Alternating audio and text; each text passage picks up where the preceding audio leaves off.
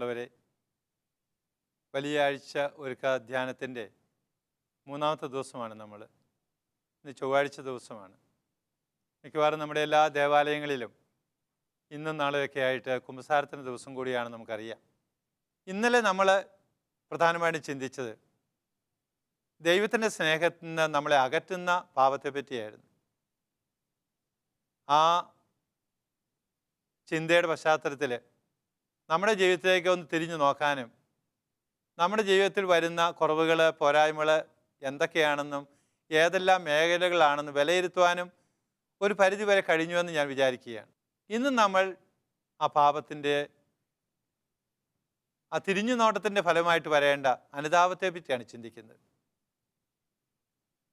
വേദപുസ്തകം പഠിക്കുമ്പോൾ നമുക്ക് മനസ്സിലാകുന്ന ഒരു കാര്യം ഇതാണ്.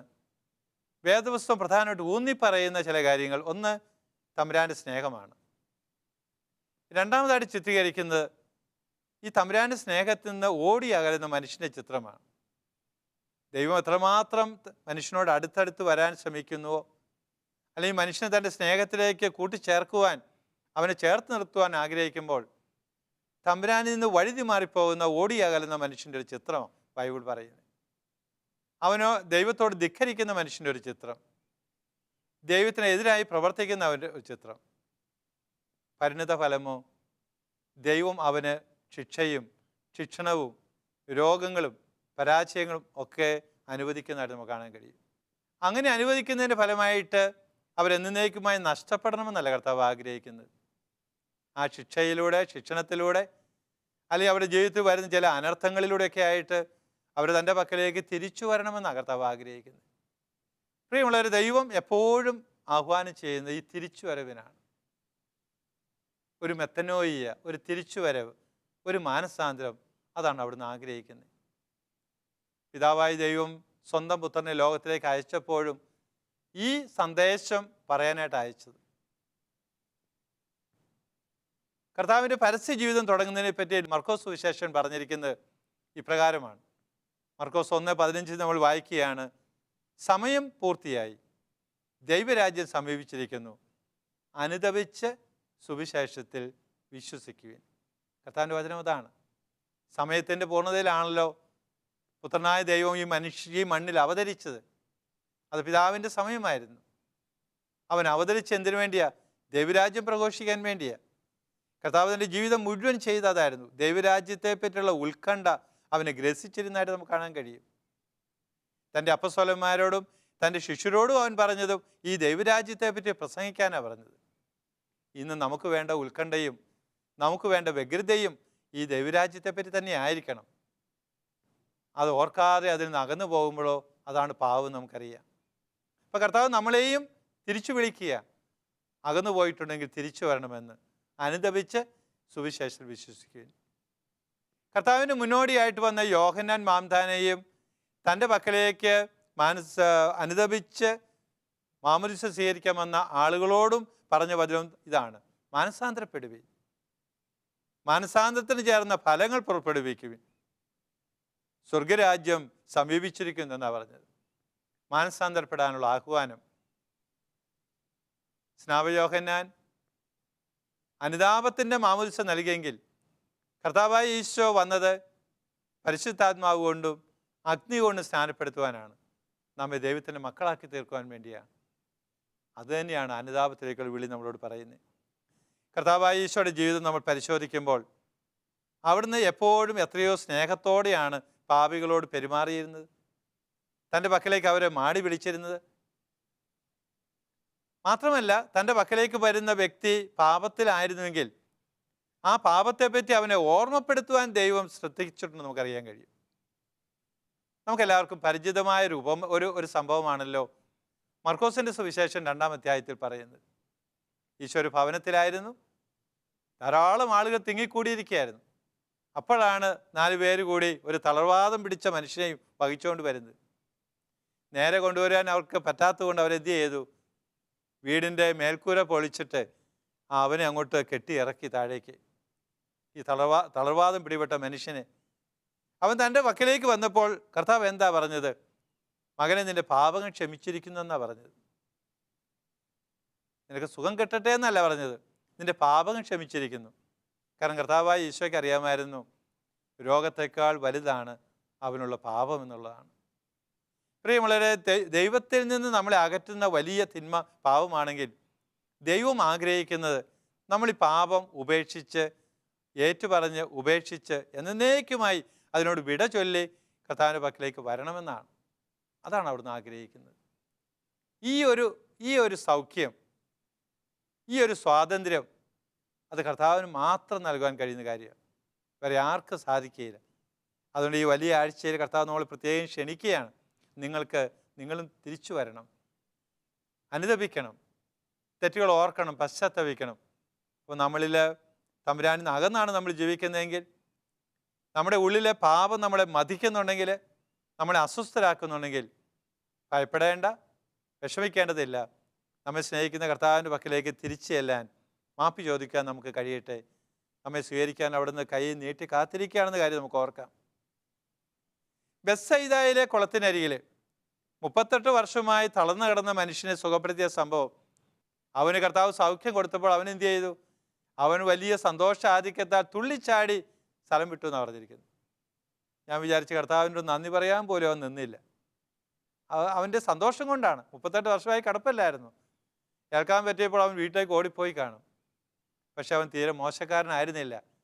കാരണം പിറ്റേ ദിവസം അവൻ ദേവാലയത്തിൽ വന്നു ദൈവത്തിന് നന്ദി പറയാനായിട്ട്.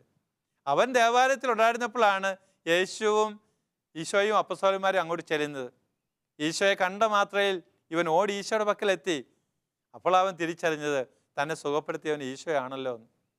ഈശോ എന്താ മകനോട് പറഞ്ഞത്? ഇതാ നീ സൗഖ്യം പ്രാപിച്ചിരിക്കുന്നു, ഇതിൽ കൂടുതൽ മോശമായത് നിനക്ക് സംഭവിക്കാതിരിക്കാൻ വേണ്ടി നീ മേലിൽ പാപം ചെയ്യരുത്. അപ്പോൾ ഒരുപക്ഷെ അവൻ്റെ പാപത്തിൻ്റെ ഫലം കൂടി ആയിരുന്നിരിക്കാം അവൻ ആ തളർവാദം പിടിച്ച് കിടക്കാൻ കാരണം. അവനോട് കർത്താവ് ഒരു മുന്നറിയിപ്പ് കൊടുക്കുക, ഇപ്പം നീ സുഖമായിരിക്കുന്നു, നീ രക്ഷപ്പെട്ടിരിക്കുകയാണ്, മേലിൽ പാപം ചെയ്ത് വീണ്ടും രോഗവും ശിക്ഷയൊന്നും നീ വരുത്തി വയ്ക്കരുത്. പ്രിയമുള്ളവരെ, ഈ വലിയ ആഴ്ച നിരന്തരമായിട്ട് നമ്മളെ അനുതാപത്തിലേക്ക് ക്ഷണിക്കുകയാണെന്ന് നമുക്ക് ഓർക്കാം. ഈശോ പ്രവർത്തിച്ച പല അത്ഭുതങ്ങളും, ഈശോ അരുളി ചെയ്ത ഉപമകളൊക്കെ നമ്മളോട് ആഹ്വാനം ചെയ്യുന്നതും നമ്മൾ തിരിച്ചു വരണമെന്നാണ്. അത് പഴയ നിയമത്തിൽ നമുക്ക് കാണാം, പുതിയ നിയമത്തിലും ഈശോയുടെ ജീവിതത്തിൽ പ്രത്യേകിച്ചും. യോഹന്നാന്റെ സുവിശേഷം 8-ാം അധ്യായം സുപരിചിതമായ കാര്യം നമ്മളോട് പറയുന്നു. പാപത്തിൽ പിടിക്കപ്പെട്ട സ്ത്രീ, അവൾ കർത്താവിൻ്റെ സന്നിധിയിലേക്ക് ആനയിക്കപ്പെടുകയാണ്. ആളുകൾ അവളെ ഉന്തി തള്ളി കൊണ്ടുവരികയാണ്. എന്തിനു വേണ്ടിയാണ്? കല്ലെറിയാൻ വേണ്ടിയാണ്. ഒപ്പം ഈശോയെ പരീക്ഷിക്കാനും അവിടെ കൊണ്ടുവരുന്നത്. ഈശോയുടെ മുമ്പിൽ അവളെ കൊണ്ടുവന്ന് നിർത്തി. അവർ ഈശോയോട് ചോദിച്ച കാര്യം നമുക്കറിയാമല്ലോ. മോശയുടെ നിയമപ്രകാരം ഇവൾ കല്ലെറിഞ്ഞ് കൊല്ലപ്പെടേണ്ടവളാണ്, നീ എന്തു പറയുന്നു? അവളോടുള്ള സ്നേഹം കൊണ്ടൊന്നും അവർ കൊണ്ടുവന്നതല്ല, ഈശോയെ കൊടുക്കാൻ വേണ്ടിയായിരുന്നു. ഈശോ അവളെ വിട്ടുകൊടുത്താൽ, അല്ലെങ്കിൽ നീ പൊയ്ക്കൊള്ളാൻ പറഞ്ഞാൽ ഈശോ മോശയ്ക്കെതിരായി തീരും. എന്നാൽ ഈശോ അവളെ കല്ലെറിയുകയാണെന്ന് വിചാരിച്ചോ, അവൻ കഠിനഹൃദയനായി തീരും. എപ്രകാരമായാലും ഈശോയെ കൊടുക്കാൻ കഴിയും. അപ്പോഴാണല്ലോ ഈശോ പറഞ്ഞത് അവരോട്, അവൻ കുനിഞ്ഞിരുന്ന് നിലത്ത് എഴുതിക്കൊണ്ടിരുന്നതിനിടയ്ക്ക് നിവർന്നിട്ട് പറഞ്ഞു, നിങ്ങൾ ഈ പാപമില്ലാത്തവൻ അവളെ കല്ലെറിഞ്ഞു കൊള്ളട്ടെ. അവർ ഓരോരുത്തരായി വിട്ടുപോയി. ഈശോ നോക്കിയപ്പോൾ ആ സ്ത്രീയും താനും മാത്രമേ ഉള്ളൂ. ഞാൻ വിചാരിക്കുകയാണ്, ആ സ്ത്രീയുടെ ജീവിതത്തിലെ ഏറ്റവും സങ്കടകരം, ഏറ്റവും ഒരു ഉത്കണ്ഠ നിറഞ്ഞ നിമിഷങ്ങളായിരുന്നു അത്. വലിയ അപകർഷതാബോധം, വലിയ കുറ്റബോധം തോന്നിയ നിമിഷങ്ങളായിരുന്നു. കാരണം അവൾക്കറിയാമായിരുന്നു, തന്നെ കല്ലെറിയാൻ യോഗ്യനായവൻ്റെ മുമ്പിലാണ് ഞാൻ നിൽക്കുന്നത്. ഇവൻ എന്നെ കല്ലെറിഞ്ഞാലും വേണ്ടിയില്ലായിരുന്നു. ഇവനിങ്ങനെ നിശബ്ദനായിരിക്കുന്നതിലാണ് അവളുടെ ദുഃഖം. പക്ഷേ ഈശോയുടെ വാക്കുകൾ എത്രയോ ആശ്വസിപ്പിക്കുന്നതായിരുന്നു. ഈശോ അവളോട് പറയുക, മകളെ, നിന്നെ ആരും കല്ലെറിഞ്ഞില്ലയോ? ഇല്ല ഗുരു, എന്നെ ആരും കല്ലെറിഞ്ഞില്ല, ഞാനും നിന്നെ കല്ലെറിയുന്നില്ല. ഈശോയും തെറ്റുകാരനായതുകൊണ്ടല്ല കല്ലെറിയായിരുന്നത്. പാപമൊഴികെ മറ്റെല്ലാ കാര്യങ്ങളിലും നമ്മളോട് തുല്യനായവൻ എന്ന് വചനം പറയുമ്പോൾ സകല പാപങ്ങളിൽ നിന്ന് വിട്ടുനിന്നവനായിരുന്നു ഈശോ. കല്ലെറിയാനും ശിക്ഷിക്കാനും ഒക്കെ അവകാശമുള്ളവനും അധികാരമുള്ളവനുമായിരുന്നു. കർത്താവ് പറഞ്ഞു, ഞാനും നിന്നെ ശിക്ഷിക്കുന്നില്ല, നീ സമാധാനത്തോടെ പൊയ്ക്കൊള്ളുക, മേലിൽ പാപം ചെയ്യരുത്. പ്രിയമുള്ളവരെ, കർത്താവ് നമ്മളെ നിരന്തരം ക്ഷണിക്കുന്നതാണ്. എൻ്റെ പക്കലേക്ക് വരുവിൻ, ഞാൻ നിങ്ങളുടെ പാപങ്ങൾ ക്ഷമിക്കുന്നു. യെശയ്യാ പ്രവാചകന്റെ പുസ്തകത്തിൽ നമ്മൾ വായിക്കുന്നുണ്ടല്ലോ, അവൻ നമ്മുടെ ഭാരങ്ങൾ ഏറ്റെടുത്തു, നമ്മുടെ രോഗങ്ങൾ വഹിച്ചു. കർത്താവ് നമ്മുടെ ഭാരങ്ങളും നമ്മുടെ രോഗങ്ങളും ഏറ്റെടുക്കുന്നവനാണ്. ഏറ്റവും വലിയ ഭാരം എന്താണ്? ഹൃദയത്തിൻ്റെ, മനസ്സിൻ്റെ ഭാരമാണ്. പാപം നൽകുന്ന ഭാരമാണ്. എടുക്കുന്ന ചുമടല്ല, ഹൃദയത്തിൻ്റെ ഭാരമാണ് നമ്മളെ മതിക്കുന്നത്. കർത്താവ് നമ്മുടെ എല്ലാ ഭാരങ്ങളും ഏറ്റെടുക്കുന്നു. ശാരീരികമായ ഭാരങ്ങളും മനസ്സിൻ്റെയും ആത്മാവിൻ്റെയും ഭാരങ്ങളൊക്കെ ഏറ്റെടുക്കുന്നവനാണ് അവിടുന്ന്. ഒരൊറ്റ വാക്ക് മതി, കർത്താവെ തെറ്റ് വന്നുപോയി, എൻ്റെ തെറ്റുകൾ ഞാൻ ഏറ്റുപറയുന്നു, നീ എന്നോട് കരുണയായിരിക്കണം എന്ന് പറയുമ്പോൾ കാരുണ്യത്തിൻ്റെ കരങ്ങൾ നീട്ടുന്നവനാണ് അവിടുന്ന്. യെശയ്യാ പ്രവാചകൻ 59 പറയുന്ന പോലെ നമ്മളെ രക്ഷിക്കുവാൻ കഴിയാത്ത വണ്ണം അവിടുത്തെ കരങ്ങൾ കുറുകിപ്പോയിട്ടില്ല. കർത്താവിൻ്റെ കരങ്ങൾ നീണ്ടു നീണ്ടു നീണ്ടു വരികയാണ് നമ്മൾ ഓരോരുത്തരെയും തൊടാനായിട്ട്, വാരിപ്പുണരാനായിട്ട്. ഒരൊറ്റ വ്യവസ്ഥയേ ഉള്ളൂ, നമ്മളങ്ങോട്ട് ചെല്ലണമെന്ന് മാത്രമാണ്. ധൂർത്തപുത്രൻ ചെന്നപ്പോൾ കർത്താവ് അവനെ വാരിപ്പുണരുന്ന കാര്യം നമ്മൾ കണ്ടു കഴിഞ്ഞു. സഖറിയായുടെ വീട്ടിൽ ചെന്നപ്പോൾ കർത്താവ് അവനെയും വാരിപ്പുണരുകയാണ്. തനിക്ക് തെറ്റുപറ്റിയെന്ന് ഏറ്റു പറഞ്ഞപ്പോൾ, അന്യൻ്റെ വസ്തുക്കൾ ഞാൻ പിടിച്ചെടുത്തിട്ടുണ്ടെങ്കിൽ അതിന് 4 ഇരട്ടി ഞാൻ തിരികെ കൊടുക്കുമെന്ന് പറഞ്ഞപ്പോൾ, എൻ്റെ വസ്തു വിറ്റ് പകുതി ഞാൻ ദരിദ്രർക്ക് ദാനം ചെയ്യുന്നു എന്ന് പറഞ്ഞപ്പോൾ കർത്താവ് അവനോട് പറഞ്ഞെന്താണ്? ഇന്ന് ഈ ഭവനം രക്ഷ പ്രാപിച്ചിരിക്കുന്നു. പ്രിയമുള്ളവരെ, നമ്മുടെ ഭവനങ്ങളിലേക്കും കർത്താവിൻ്റെ ഈ രക്ഷ, കർത്താവിൻ്റെ ഈ സ്നേഹം കടന്നു വരണമെങ്കിൽ നമ്മളും കർത്താവിൻ്റെ പക്കലേക്ക് അടുത്ത് ചെല്ലണം. നമ്മുടെ തെറ്റുകൾ ഏറ്റു പറയണം. മടിച്ചു നിൽക്കരുത്. നമ്മൾ അഹങ്കാരം കൊണ്ട് മാറി നിൽക്കരുത്. നമ്മൾ ഒരു തെറ്റും ഇല്ലാത്തവരാണെന്ന ചിന്ത ഉണ്ടാകരുത്. നമ്മൾ പ്രിയമുള്ളവർ, നമ്മൾ കുമ്പസാരിക്കാൻ പോകുമ്പോൾ പലപ്പോഴും നമുക്ക് മടുപ്പ് തോന്നിയിട്ടില്ലേ? ഒരേ തെറ്റുകൾ ആവർത്തിച്ച് പറയുമ്പോൾ. അതുകൊണ്ട് ചിലപ്പോൾ നമുക്ക് വിഷമം തോന്നും, കുമ്പസാരിക്കാൻ പോകണ്ടെന്ന് നമ്മൾ വയ്ക്കും. പക്ഷേ തമ്പുരാനും മടുപ്പില്ല, അവർ നമ്മളോട് ക്ഷമിക്കുന്നു. അതുകൊണ്ടല്ലേ ഫ്രാൻസിസ് മാർപ്പാപ്പ പറഞ്ഞത്, തെറ്റുകൾ ഏറ്റു പറയാനും കർത്താവിൻ്റെ പക്കലേക്ക് പോകാനും നമുക്കേ മടുപ്പുള്ളൂ. എത്ര പ്രാവശ്യം വേണമെങ്കിലും, 1000 പ്രാവശ്യം പോലും ക്ഷമിക്കാൻ കർത്താവ് തയ്യാറാണ്. അവിടുന്ന് തയ്യാറായിട്ട് നിൽക്കുകയാണ്. അതുകൊണ്ട് തീർച്ചയായിട്ടും നമുക്ക് കർത്താവിൻ്റെ പക്കലേക്ക് അടുത്ത് ചെല്ലണം. നമ്മൾ നിരന്തര സമരത്തിലാണെന്നാണല്ലോ പൗലോസ് പറഞ്ഞിരിക്കുന്നത്. എഫേസ്യർക്കുള്ള ലേഖനം എടുക്കുമ്പോൾ 6-ാം അധ്യായത്തിലെ 10 മുതൽ തിരുവചനങ്ങൾ വായിക്കുമ്പോൾ ഒരു ആത്മീയ സമരത്തിലാണെന്ന് നമ്മൾ പറഞ്ഞിരിക്കുന്നത്. നമുക്കറിയാം, നമ്മുടെ അനുഭവം എന്നാണ്. നമ്മളൊരു നിരന്തര സമരത്തിലാണ്. ഞാൻ തുറന്നു പറയും, ഇപ്പോൾ മെത്രാപ്പോലീത്ത എന്ന നിലയിൽ ഞാൻ തന്നെ പറയും, നമ്മൾ നിരന്തര സമരത്തിലാണ്, തിന്മയ്ക്കെതിരായ പോരാട്ടത്തിലാണ്. ആഗ്രഹിക്കുന്ന നന്മ ചെയ്യുന്നില്ലെന്ന് മാത്രമല്ല, ആഗ്രഹിക്കാത്ത തിന്മ ചെയ്തു പോകുന്നു. എടുക്കുന്ന പ്രതിജ്ഞകൾ പാലിക്കാൻ പറ്റുന്നില്ലെന്ന് മാത്രമല്ല, അതിനെതിരായി തെറ്റ് ചെയ്തു പോകുന്നവരാണ് നമ്മൾ. കർത്താവിൻ്റെ സകല പ്രാഭവത്തിലും കരുത്ത് നേടി കർത്താവ് നമുക്ക് വേണ്ടി ഒരുക്കിയിരിക്കുന്ന ആയുധങ്ങൾ കയ്യിലെടുത്ത് തിന്മയ്ക്കെതിരായിട്ട്, പാപത്തിനെതിരായി പോരാടണമെന്ന് അവിടെ നമ്മൾ പഠിപ്പിക്കുന്നത്. ഇത് അതിന് പറ്റിയ സമയമാണ് ഈ വലിയ ആഴ്ചക്കാലം. നമ്മുടെ തെറ്റുകൾ ഓർക്കാം, കർത്താവിൻ്റെ പക്കലേക്ക് തിരിച്ചു വരാൻ നമുക്ക് ശ്രമിക്കാം, അനുതാപത്തിലേക്ക് വരാനായിട്ട്. അപ്പസ്തോല പ്രവർത്തനം 2-ാം അധ്യായത്തിലെ വചനങ്ങൾ നമുക്കെല്ലാവർക്കും പരിചിതമാണ്. പത്രോസിൻ്റെ ആദ്യത്തെ പ്രസംഗമാണ്. ധാരാളം ആളുകൾ ആ വചനം കേൾക്കുവാൻ കൂടിയിട്ടുണ്ട്. കാരണം പെന്തക്കോസ്ത് തിരുനാളല്ലേ. ജെറുസലേമിന് ഏതാണ്ട് 20 കിലോമീറ്റർ അല്ലെങ്കിൽ 20 മൈൽ ചുറ്റളവിലുള്ള സകല മനുഷ്യരും അന്ന് ജെറുസലേമിലെത്തും. അവിടുന്ന് മാത്രമല്ല, അങ്ങ് പുറമേ നിന്നും അവരൊക്കെ പത്രോസിൻ്റെ പ്രസംഗം കേട്ടു, മാനസാന്തരപ്പെട്ടു. അവർ വന്ന് പത്രോസിനോട് ചോദിക്കുക, സഹോദരന്മാരെ, ഞങ്ങൾ എന്താ ചെയ്യേണ്ടത്? ഞങ്ങൾ രക്ഷകനെതിരായി, ക്രിസ്തു ഈശോയ്ക്കെതിരായി തെറ്റ് ചെയ്തു പോയി, ഞങ്ങളായിട്ട് അവനെ ക്രൂശിച്ചു, ഇനിയിപ്പോൾ ഞങ്ങൾ എന്താ ചെയ്യേണ്ടത്? പത്രോസ് കൊടുത്ത മറുപടി നമുക്ക് എത്രയോ ആശ്വാസകരമാണ്.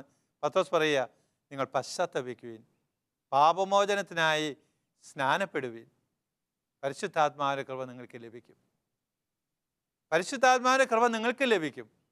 നിങ്ങളും പൂരിതരായിത്തീരും, ദൈവത്തിൻ്റെ മക്കളായിത്തീരും. ഒരൊറ്റ കാര്യമേ ഉള്ളൂ, നിങ്ങൾ മാനസാന്തരപ്പെടുവിൻ, തെറ്റുകൾ ഏറ്റുപറഞ്ഞ് അനുതാപത്തിൻ്റെ കൂദാശ സ്വീകരിക്കുവിൻ. പ്രിയമുള്ളവരെ, കർത്താവ് നമ്മളെ നിരന്തരം ഈ അനുതാപത്തിൻ്റെ കൂദാശയിലേക്ക്, കുമ്പസാരത്തിൻ്റെ വേദിയിലേക്ക് ക്ഷണിക്കുക. നമ്മൾ എത്രയോ ഭാഗ്യമുള്ളവരാണ്. കാരണം കർത്താവ് നമുക്കായിട്ട് ഈ കൂദാശ ഒരുക്കിയിരിക്കുന്നതുകൊണ്ട് അങ്ങോട്ടൊന്ന് കടന്നു ചെന്ന് നമ്മുടെ പാപങ്ങളെപ്പറ്റി ഓർത്ത് ഏറ്റുപറഞ്ഞ്, പശ്ചാത്തപിച്ച് ഏറ്റുപറഞ്ഞു കഴിയുമ്പോൾ ക്ഷമിക്കുന്നവനായ കർത്താവ് അവിടെ ഉണ്ടെന്നുള്ളതാണ് നമ്മുടെ കൃപ. അപ്പോൾ ഓരോ കുമ്പസാരവും ദൈവത്തിൻ്റെ കരുണയുടെ വലിയൊരു പ്രകടനമാണ്. ഓരോ കുമ്പസാര വേദികളും ദൈവ കരുണയുടെ കവാടങ്ങളാണ്. അതുകൊണ്ടാണ് പരിശുദ്ധ പിതാവ് പറഞ്ഞത്, കർത്താവിന് വേണ്ടി 24 മണിക്കൂറുകൾ ഒരുക്കി നിങ്ങളങ്ങോട്ട് കടന്നു വരണമെന്ന് പിതാവ് പറഞ്ഞപ്പോൾ അതാണ് ഉദ്ദേശിച്ചത്. അപ്പോൾ ഈ വലിയ ആഴ്ചക്കാലത്തിൽ നമുക്കും കർത്താവിൻ്റെ ആ കരുണയുടെ കവാടങ്ങൾ കടന്ന് കർത്താവിൻ്റെ സന്നിധിയിലേക്ക് അടുത്ത് ചെല്ലുവാൻ നമ്മൾ സാധിക്കട്ടെ. അപ്പോൾ കർത്താവ് നമ്മളെ സ്വീകരിക്കും, അവിടത്തേക്ക് പ്രിയപ്പെട്ടവരാക്കി തീർക്കും, സ്വന്തപ്പെട്ടവരായി തീർക്കും. പ്രിയമുള്ളവർ, നമുക്കൊരു ആശ്വാസമുള്ള ഇതാണ്, കർത്താവ് നമ്മുടെ തെറ്റുകളൊന്നും ഓർത്തിരിക്കുകയില്ല എന്നുള്ളതാണ്. നമ്മൾ മനുഷ്യർക്ക് പ്രത്യേകത, നമ്മൾ ആരെങ്കിലും നമ്മളോടൊരു ഒരു കുരുത്തക്കേട് കാണിച്ചാൽ, നമ്മളെ ഉപദ്രവിച്ചാൽ ചിലപ്പോൾ നമ്മൾ ക്ഷമിക്കും, അവരോട് ക്ഷമിക്കാൻ നമ്മൾ തത്രപ്പെട്ടാണെങ്കിൽ ക്ഷമിക്കും. പക്ഷെ നമുക്ക് മറക്കാൻ പറ്റത്തില്ല. നമ്മൾ ഓർത്തു ചിലപ്പോൾ അത് വീണ്ടും വീണ്ടും ഓർമ്മയിലേക്ക് വരും. ഓർമ്മയിലേക്ക് വരുന്ന ഓരോ നിമിഷവും അതിനെ എതിർത്ത് തോൽപ്പിച്ചെങ്കിൽ മാത്രമേ പടിപടിയായിട്ട് ആ ഓർമ്മ നമ്മളിത് പോകത്തുള്ളൂ. പക്ഷെ കർത്താവിൻ്റെ ഒരു പ്രത്യേകത, അവിടുന്ന് പറയുക, ഞാൻ നിൻ്റെ പാപങ്ങളും ഒന്നും ഓർക്കുന്നേ ഇല്ല എന്നാണ് പറഞ്ഞിരിക്കുന്നത്. ഹെബ്രായർ 10:17 പറയുക, അവരുടെ ദുഷ്പ്രവൃത്തികളും അവരുടെ പാപങ്ങളും ഞാൻ ഈ ഒരു കാരണവശാലും ഓർക്കുകയില്ലെന്നാണ് പറഞ്ഞിരിക്കുന്നത്. അവരുടെ ദുഷ്പ്രവർത്തികളും പാപങ്ങളും നമ്മുടെ ഓരോരുത്തരുടെയും, നമ്മൾ എത്ര വലിയ തെറ്റ് ചെയ്തിട്ടുണ്ടെങ്കിലും അതൊന്നും കർത്താവ് ഓർത്തിരിക്കുന്നില്ല. നമ്മളോട് ക്ഷമിക്കുന്നു, മറക്കുന്നവനാണ്. നമ്മൾ സങ്കീർത്തനത്തിൽ വായിക്കുന്നുണ്ടല്ലോ, മരിച്ചവർക്ക് വേണ്ടിയുള്ള ഒപ്പീസൊക്കെ നമ്മൾ പാടുമ്പോൾ പറയുന്നത്, കർത്താവിന് ഈ പാപങ്ങൾ ഓർത്തിരുന്നാൽ ആർക്കാ രക്ഷയുള്ളത്? ഒരു വലിയ കാര്യം ഇതാ, കർത്താവ് പാപങ്ങൾ ഓർത്തിരിക്കുന്നില്ല. ബലിയല്ല, കരുണയാണ് ഞാൻ ആഗ്രഹിക്കുന്നത്. പരിശുദ്ധപിതാവ് കരുണയുടെ മുഖമെന്ന അപ്പസ്തോലിക പ്രഭാവത്തിൽ പറയുന്നുണ്ട്. കർത്താവ് നീതിമാനാണ്, ദൈവം നീതിമാനാണ്. നമ്മുടെ ചെയ്തികളൊക്കെ കൃത്യമായിട്ട് അവിടുന്ന് അളന്ന് തൂക്കുക തന്നെ ചെയ്യും. പക്ഷേ അവിടുന്ന് നീതിയേക്കാൾ കരുണയുള്ളവനാണ്. അവിടുത്തെ നീതിയുടെ മേൽ കരുണ വിജയം ഭരിക്കുമെന്നാണല്ലോ പറഞ്ഞിരിക്കുന്നത്. നീതിയുടെ മേൽ കരുണ വിജയം ഭരിക്കും. ഓരോ കുമ്പസാര വേദിയും ഈ നീതിയുടെ മേൽ കരുണ വിജയം ഭരിക്കുന്ന അവസരമാണ്. പ്രിയമുള്ളവരെ, പാപത്തെപ്പറ്റി ഓർത്ത് പശ്ചാത്തപിച്ചുകൊണ്ട് കർത്താവിൻ്റെ പക്കലേക്ക് കരുണയെ അപേക്ഷിച്ച് കടന്നു വരാൻ നമുക്ക് കഴിയണം. ഇതാ നമ്മുടെ ദേവാലയങ്ങളിലെല്ലാം വൈദികർ ഈ ദിവസങ്ങളിൽ നമ്മൾ സ്വീകരിക്കുവാൻ തയ്യാറായിട്ട് നിൽക്കുകയാണ്. നമ്മുടെ ഭാഗത്ത് നമ്മൾ കടന്നു ചെല്ലണമേ എന്നേ ഉള്ളൂ. കടന്നു ചെല്ലുമ്പോൾ നമ്മൾ സ്വീകരിക്കും, നമ്മൾ പുതിയ വ്യക്തികളാക്കി തീർക്കും. അപ്പോൾ ഈ നോമ്പുകാലം തന്നെയും നമ്മളെ ഓർമ്മപ്പെടുത്തിയതാണ്. നോമ്പുകാലത്തൊക്കെ നമ്മൾ ദൈവത്തിൻ്റെ സ്നേഹത്തെപ്പറ്റി ഓർക്കുകയായിരുന്നു. നമ്മുടെ സഹോദരങ്ങളെപ്പറ്റി നമ്മൾ ചിന്തയുള്ളവരായിരുന്നു. പറ്റുന്നിടത്തോളം സഹായങ്ങളും ധർമ്മദാനങ്ങളൊക്കെ നോമ്പുകാലത്ത് നമ്മൾ ചെയ്തിട്ടുണ്ട്. ഒപ്പം കർത്താവ് പറയുന്നു, ഈ നോമ്പുകാലം ദൈവത്തോട് അനുരഞ്ജനപ്പെടുന്നത് പോലെ തന്നെ മനുഷ്യരോടും അനുരഞ്ജനപ്പെടേണ്ട അവസരമാണ്. കരുണയുടെ വർഷത്തിൽ പരിശുദ്ധപിതാവ് പറയുന്നു, നമ്മൾ അങ്ങേയറ്റം മനുഷ്യരുമായി അനുരഞ്ജനപ്പെടെന്ന് പറയുകയാണ്. നമ്മൾ ആരെന്നെങ്കിലുമൊക്കെ അകന്നാണ് നിൽക്കുന്നതെങ്കിൽ അവരോട് അടുക്കാനുള്ള ഒരു അവസരമാണ് ഈ വലിയ ആഴ്ചക്കാലം.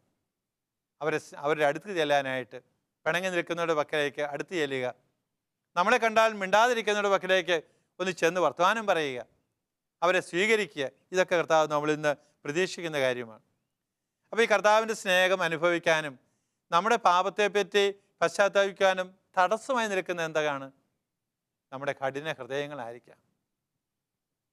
തെറ്റിനെപ്പറ്റി ചിന്തയില്ലാത്ത, തെറ്റ് ഏറ്റുപറയുവാൻ സന്നദ്ധമല്ലാത്ത, മനസ്താവുമില്ലാത്ത ഹൃദയങ്ങളായി തീരുക. അതുകൊണ്ട് ഹെബ്രായ ലേഖനം നമ്മളോട് പറയുന്നുണ്ട്, ആവർത്തിച്ച് പറയുക, നിങ്ങളുടെ ഹൃദയം നിങ്ങൾ കഠിനമാക്കരുതെന്ന് പറയുകയാണ്. നിങ്ങളുടെ ഹൃദയത്തെ നിങ്ങൾ കഠിനമാക്കരുത്. നിങ്ങൾ തമ്പുരാൻ്റെ പക്കലേക്ക് തിരിച്ചു വരണം എന്ന് നിരന്തരമായിട്ട് ഹെബ്രായ ലേഖനം നമ്മളിങ്ങനെ ഓർമ്മപ്പെടുത്തുന്നുണ്ട്. ഏതാനും വചനങ്ങൾ നിങ്ങളുടെ ചിന്തയിലേക്ക് കൊണ്ടുവരാൻ ഞാൻ ആഗ്രഹിക്കുകയാണ്. ഹെബ്രായ ലേഖനത്തിലെ 3-ാം അധ്യായത്തിൽ നമ്മൾ ഇപ്രകാരം വായിക്കുകയാണ്. 7-8 വചനങ്ങൾ പറയുക. പരിശുദ്ധാത്മാവ് പറയുന്നത് പോലെ, ഇന്നും നിങ്ങൾ അവിടുത്തെ സ്വരം ശ്രവിക്കുമ്പോൾ മരുഭൂമിയിലെ പരീക്ഷണകാലത്തുണ്ടായ പ്രകോപനത്തിൽ എന്നതുപോലെ നിങ്ങളുടെ ഹൃദയം കഠിനമാക്കരുത്. പ്രിയമുള്ളവരെ, നമ്മുടെ ഹൃദയം തരളിതമായിരിക്കട്ടെ. എസെക്കിയേൽ പ്രവാചകൻ പറയുന്നു, ഞാൻ നിങ്ങൾക്കൊരു പുതിയ ഹൃദയം തരും, ഒരു മാംസളമായ ഹൃദയം ഞങ്ങൾക്ക് തരണമേ എന്ന് കർത്താവിനോട് പ്രാർത്ഥിക്കാം. ഒരു മാംസളമായ ഹൃദയം പശ്ചാത്തപിക്കുന്ന ഹൃദയമാണ്, തമ്പുരാനെ സ്നേഹിക്കുന്ന ഹൃദയമാണ്, മറ്റുള്ളവരെ മനസ്സിലാക്കുന്ന ഹൃദയമാണ്. ശിലാതുല്യമായ ഹൃദയം നമ്മളിൽ നിന്ന് എടുത്തു മാറ്റി മാംസളമായൊരു ഹൃദയം തരണമേ എന്നാണല്ലോ പറയുന്നത്. നമ്മുടെ ഹൃദയങ്ങളെ കഠിനമാക്കാതിരിക്കാൻ പ്രത്യേകമായിട്ട് നമുക്ക് ശ്രമിക്കാം. ഹെബ്രായ ലേഖനം നമ്മളോടത് പറയുകയാണ്. വീണ്ടും ഹെബ്രായ ലേഖനത്തിലെ അതേ അധ്യായം തന്നെ 12-ാമത്തെ വചനത്തിൽ പറയുകയാണ്, എൻ്റെ സഹോദരരെ, ജീവിക്കുന്ന ദൈവത്തിൽ നിന്ന് നിങ്ങളിൽ ആരും വിശ്വാസരഹിതമായ ദുഷ്ടഹൃദയം മൂലം അകന്നു പോകാതിരിക്കുവാൻ ശ്രദ്ധിക്കുവിൻ. വിശ്വാസരഹിതമായ ദുഷ്ടഹൃദയം മൂലം അകന്നു പോകരുത്. അപ്പോൾ നമ്മൾ ഹൃദയത്തെ നമ്മൾ സജ്ജമാക്കണം. ഹൃദയത്തെ നമ്മൾ സരളമാക്കി തീർക്കണം, ലളിതമാക്കി തീർക്കണം. കഠിന ഹൃദയത്തെ മാറ്റുമ്പോൾ തമ്പുരാൻ്റെ സ്പർശനം, സ്നേഹം അനുഭവിക്കാൻ നമുക്ക് കഴിയും. വീണ്ടും 15-ാമത്തെ വാചകം നമ്മളോട് പറയുകയാണ്, ഇപ്രകാരം പറയപ്പെട്ടിരിക്കുന്നു, ഇന്ന് നിങ്ങൾ അവൻ്റെ സ്വരം ശ്രവിക്കുമ്പോൾ എതിർപ്പിൻ്റെ കാലത്ത് എന്നതുപോലെ നിങ്ങൾ ഹൃദയം കഠിനമാക്കരുത്. അപ്പോൾ ഇത്ര പ്രാവശ്യം ഇങ്ങനെ ആവർത്തിച്ച് ഹെബ്രായ ലേഖകൻ നമ്മളോട് ഓർമ്മപ്പെടുത്തുമ്പോൾ നമ്മുടെ ഹൃദയത്തെ കഠിനമാക്കാതെ തമ്പുരാൻ്റെ പക്കലേക്ക് കടന്നെല്ലാം നമുക്ക് കഴിയട്ടെ. വീണ്ടും ഹെബ്രായ ലേഖനം 4-ാം അധ്യായത്തിൽ ഇതേ ആശയം തന്നെ പറയുന്നുണ്ട്. 7-ാമത്തെ വചനത്തിൽ പറയുകയാണ്, ഇവിടെ സൂചിപ്പിക്കുകയാണ്, അതിനാൽ അവിടുന്ന് ഒരു പ്രത്യേക ദിവസം, അതായത് ഇന്ന് നിശ്ചയിച്ചിരിക്കുന്നു. ഇന്ന് ഈ അനുതാപത്തെ പറ്റി നമ്മൾ ചിന്തിക്കുന്ന ദിവസം, വലിയ ആഴ്ചയിലെ ഈ ചൊവ്വാഴ്ച ദിവസം കർത്താവ് നമ്മെ പ്രത്യേകം ക്ഷണിക്കുകയാണ്, ഓരോരുത്തരെയും ക്ഷണിക്കുകയാണ്. അവിടുന്ന് മുമ്പ് പറഞ്ഞിട്ടുള്ളതുപോലെ ദാവീദ് വഴി വീണ്ടും പറയുന്നു, ഇന്നെങ്കിലും നിങ്ങൾ അവൻ്റെ സ്വരം ശ്രവിച്ചിരുന്നെങ്കിൽ എത്ര നന്നായിരുന്നു, നിങ്ങളുടെ ഹൃദയം കഠിനമാക്കരുത്. പ്രിയമുള്ളവരെ, ഇന്ന് ഈ വചനം നമ്മൾ കേൾക്കുമ്പോൾ കർത്താവാണ് നമ്മളോട് സംസാരിക്കുന്നത്. കർത്താവ് സംസാരിക്കുന്ന അതേ വചനം കൊണ്ട് തന്നെ അവിടെ നമ്മൾ ശുദ്ധീകരിക്കുക കൂടി ചെയ്യുകയാണ്. നമ്മുടെ ഹൃദയങ്ങളെ കഠിനമാക്കാതെ കർത്താവിൻ്റെ സ്വരം കേൾക്കാൻ നമുക്ക് ശ്രമിക്കാം. അനുദപിക്കുന്ന ഹൃദയത്തോടെ കർത്താവിൻ്റെ പക്കലേക്ക് നമ്മൾ ചെല്ലാം. കുമ്പസാരം നമുക്കറിയാം, എല്ലാവർക്കും അത്ര എളുപ്പമുള്ള കാര്യമല്ല. കാരണം ഓരോ കുമ്പസാരവും ഒരു എളിമയുടെ പ്രവൃത്തിയാണ്. നമ്മളെപ്പോലെ തന്നെ മണ്ണായവൻ്റെ മുമ്പിൽ നമ്മൾ മുട്ടുകുത്തണം. മെത്രാപ്പൊലീത്തയാണെന്ന് പറഞ്ഞിട്ട് കാര്യമില്ല. എനിക്കും കുമ്പസാരിക്കാൻ വിഷമമുണ്ട്. എന്താണെന്ന് അറിയാം, ചിലപ്പോൾ ഒരാളുടെ മുമ്പിൽ പോയി മുട്ടുകുത്തി നിൽക്കണ്ടേ. എന്നെ അറിയാത്തവരായിട്ട് ആരോ ഉള്ളത് അച്ഛന്മാർ. പക്ഷേ എളിമയോടുകൂടി നമ്മൾ ചെയ്യുകയാണ്. എളിമയോടുകൂടി ചെയ്യുമ്പോൾ ദൈവത്തിൻ്റെ കൃപ നമ്മളിലേക്ക് കടന്നു വരും. ആ മുട്ടുകുത്തുന്നതിലൂടെ തന്നെ, പിതാവേ ഞാൻ പാപിയാണ്, എന്നോട് കനിയണമേ എന്ന് പറഞ്ഞു തുടങ്ങുമ്പോൾ തന്നെ ദൈവത്തിൻ്റെ കൃപ നമ്മളിലേക്ക് വരികയാണ്. ആ വൈദികൻ എൻ്റെ പാപങ്ങളെല്ലാം കേട്ട് എനിക്ക് ഉപദേശം നൽകുമ്പോൾ എനിക്കൊരാശ്വാസമാണത്. എനിക്ക് ശക്തി കിട്ടുകയാണ്, എനിക്ക് പ്രചോദനം കിട്ടുകയാണ്, തീരുമാനങ്ങളെടുത്ത് മുന്നേറുവാനുള്ള ശക്തി കിട്ടുകയാണ്. മാത്രമല്ല, കർത്താവിൻ്റെ കൂദാശ കൂടി ആയതുകൊണ്ട് ആ കൂദാശയിലൂടെയും കർത്താവ് എന്നെ ബലപ്പെടുത്തുകയാണ്, എനിക്ക് വേണ്ട കൃപകൾ തരികയാണ്. അതുകൊണ്ടാണല്ലോ കുംസാരവേദിയിലേക്ക് അണഞ്ഞ് കുംസാരം സ്വീകരിക്കുന്നവർക്ക് കർത്താവിൻ്റെ കൃപ കിട്ടുന്നത്. പല വിശുദ്ധ പിതാക്കന്മാരും, ആത്മീയ പിതാക്കന്മാർ മാത്രമല്ല, സഭയെ നയിച്ച മാർപ്പാപ്പന്മാർ പോലും ആഴ്ചതോറും കുമ്പസാരിക്കുന്നവരായിരുന്നു. അവർക്ക് തെറ്റുകളുണ്ടായിട്ടല്ല, ആ പൂർണ്ണതയിലേക്ക് വളരാൻ വേണ്ടിയാണ്. അപ്പോൾ അവരുടെ മാതൃക ഒക്കെ നമുക്ക് ഒരു പ്രചോദനമായി തീരട്ടെ. അപ്പോൾ ഈ വലിയ ആഴ്ചയിലെ ഈ ധ്യാനത്തിൻ്റെ ഈ 3-ാമത്തെ ദിവസത്തിൽ നമുക്ക് നമ്മുടെ പാപങ്ങളെപ്പറ്റി ഓർക്കാം. ആ പാപങ്ങൾ ഓർത്ത് പശ്ചാത്തപിക്കാം. മടി കൂടാതെ കർത്താവിൻ്റെ ആത്മാവിനാൽ പ്രേരിതരായിട്ട് കുമ്പസാര വേദിയിലേക്ക് നമുക്ക് അണയാം. അവിടെ ചെന്ന് നമ്മുടെ തെറ്റുകൾ ഏറ്റുപറഞ്ഞ് കുമ്പസാരിക്കുമ്പോൾ ദൈവം നമ്മുടെ തെറ്റുകളെല്ലാം ഏറ്റെടുക്കും. കർത്താവായ ഈശോ തൻ്റെ ദിവ്യ രക്തത്താൽ നമ്മളെ ഓരോരുത്തരെയും കഴുകി വെടിപ്പുള്ളവരാക്കി തീർക്കും, വെണ്മയുള്ളവരാക്കി തീർക്കും, പുതിയ സൃഷ്ടികളാക്കി നമ്മളെ രൂപപ്പെടുത്തും. പൗലോസ്യ പറയുന്ന പോലെ യേശു ക്രിസ്തുവിലായിരിക്കുന്നവൻ പുതിയ സൃഷ്ടിയായിത്തീരുന്നു. പുതിയ സൃഷ്ടികളാകുവാൻ ദൈവം നമ്മളെ വിളിക്കുകയാണ്. നവീകരിക്കപ്പെട്ട വ്യക്തികളാകുവാൻ കർത്താവ് നമ്മളെ വിളിക്കുകയാണ് ചെയ്യുന്നത്. കർത്താവിൻ്റെ ആഹ്വാനം നമുക്ക് ശ്രവിക്കൊള്ളാം. പുതിയ വ്യക്തികളായി തീരാൻ ശ്രമിക്കാം. ആത്മാവിൻ്റെ അഭിഷേകത്താൽ നിറയാനായി പ്രാർത്ഥിക്കാം, പരിശ്രമിക്കാം. നല്ല ദൈവം നിങ്ങളെ അനുഗ്രഹിക്കട്ടെ. പാപങ്ങൾ ഏറ്റുപറഞ്ഞ് നല്ല കുമ്പസാരം നടത്തി ദൈവസ്നേഹത്താൽ നിറഞ്ഞ് ആത്മാവിനാൽ പൂരിതരായി പുതിയ വ്യക്തികളായി തീരുവാൻ ഈ ദിവസം ഉപകരിക്കട്ടെ, നിങ്ങളെ സഹായിക്കട്ടെ എന്ന് ആശംസിക്കുകയും നിങ്ങൾക്ക് ഓരോരുത്തർക്ക് വേണ്ടി പ്രാർത്ഥിക്കുകയും ചെയ്തുകൊണ്ട് ഇന്നത്തെ ഈ തിരുവചനം ഞാൻ അവസാനിപ്പിക്കുന്നു. തുടർന്ന് വരുന്ന നമ്മുടെ ആരാധനയിൽ നമ്മുടെ പാപങ്ങൾ ഓർക്കാനും നമ്മുടെ പാപങ്ങളെപ്പറ്റി പശ്ചാത്തപിക്കാനുള്ള കൃപ, അനുഗ്രഹം ദൈവം നമുക്ക് എല്ലാവർക്കും തരട്ടെ എന്ന് പ്രാർത്ഥിക്കുന്നു. ഈ ആരാധനയിൽ സജീവമായി പങ്കുചേരുവാൻ നിങ്ങളെ ഓരോരുത്തരെയും ആത്മാർത്ഥമായി ക്ഷണിച്ചുകൊണ്ട് ഇന്നത്തെ ഈ പ്രഭാഷണം അവസാനിപ്പിക്കട്ടെ.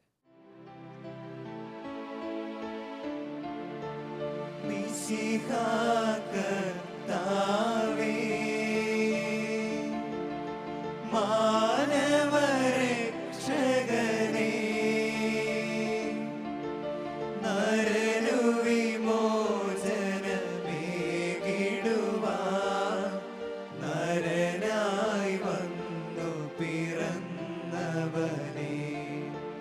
മിശിഹാ കർത്താവേ. മാലാഖമാരൊത്തു ഞങ്ങൾ പാടിപ്പുകഴ്ത്തുന്നു നിന്നെ. മാലാഖമാരൊത്തു ഞങ്ങൾ പാടിപ്പുകഴ്ത്തുന്നു നിന്നെ.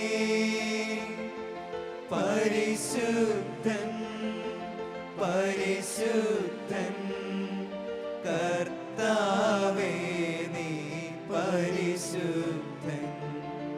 പരിശുദ്ധൻ പരിശുദ്ധൻ കർത്താവേ നീ പരിശുദ്ധൻ. മിശിഹാ കർത്താവേ. അഖില ലോകനായക വാഴ്ത്തിടുന്നു ഞങ്ങൾ. ഈശോ നാഥ പുകഴ്ത്തിടുന്നു ഞങ്ങൾ. നീയല്ലോ ശരീരങ്ങൾ കുയർപ്പേകുന്നു.